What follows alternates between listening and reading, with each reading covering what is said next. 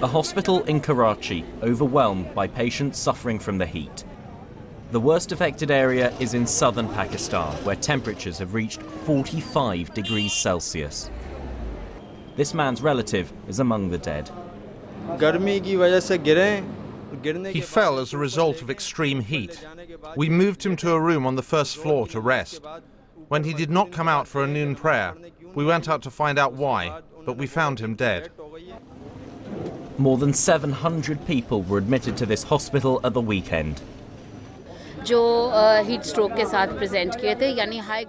that were brought to the hospital with heat stroke had high-grade fever, altered state of consciousness, dehydration and fits. Since the weather was bad and the temperature was high, we expected more patients today, and they kept pouring in.